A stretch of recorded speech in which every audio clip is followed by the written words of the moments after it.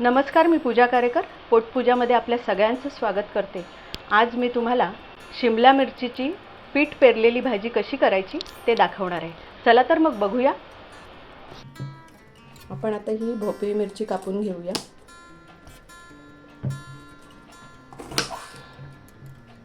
ह्यातल्या बिया आपण काढून टाकणार आहोत।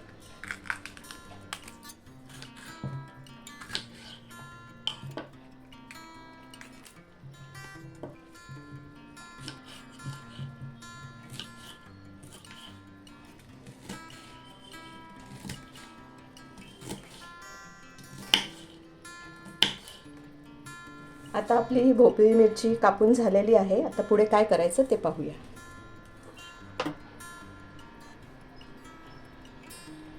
या भाजीमध्ये आपण पीठ पेरणार आहोत, त्यामुळे तेल जरा जास्त लागतं। 3 चमचे तेल आपण घेतलेलं आहे। राई,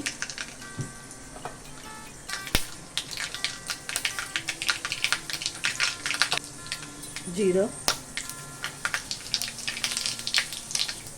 हिंग,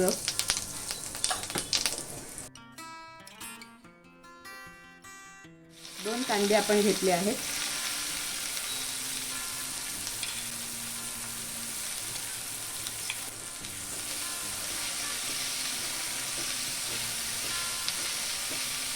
थोडंसं मीठ,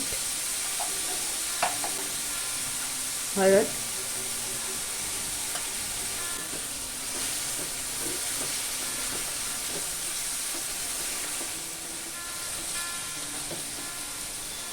आता जरा झाकण घालून आपण कांदा कोमवून घेऊया।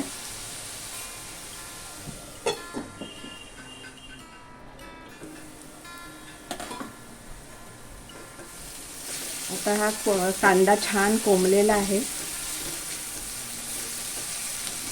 आता आपण भोपळी मिरची घालून घेऊया।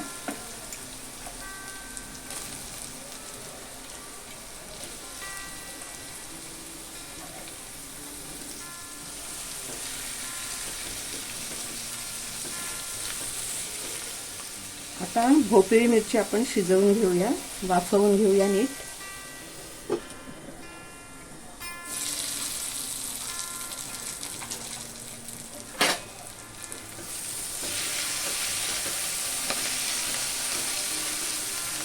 आता भोपळी मिरची शिजायला सुरुवात झालेली आहे, खूपशी शिजली आहे।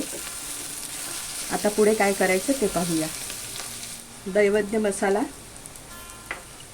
तुम्हाला तिखट आवडत असेल तसा तुम्ही घालू शकता। धण्याची पावडर आणि मगाशी आपण कांदा कोमवण्यासाठी मीठ घातलं होतं। आता परत आपण भोपळी मिरची आणि पीठ पेरणार आहोत, त्या मानाने थोडंसं मीठ अजून घालून घेऊया।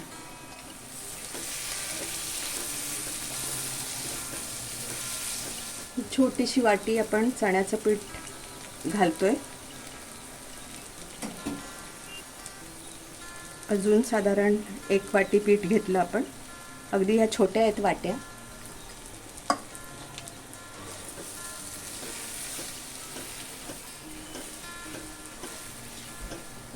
थोडं पीठ शिजण्यासाठी आपण पाण्याचा हापका मारणार आहोत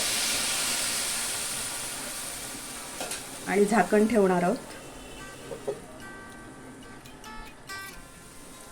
आता चांगली वाफ आलेली आहे, पीठ शिजलेलं आहे। आता थोडीशी आपण कोथिंबीर पेरूया।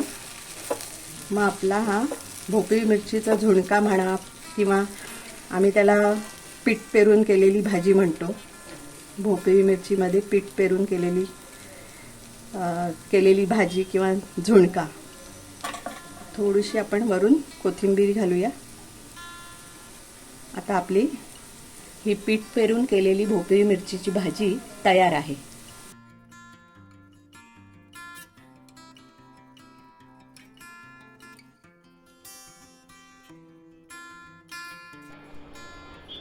तुम्हाला ही रेसिपी कशी वाटली हे नक्की कमेंटमध्ये कळवा। लाईक करा, शेअर करा आणि सबस्क्राईब करा।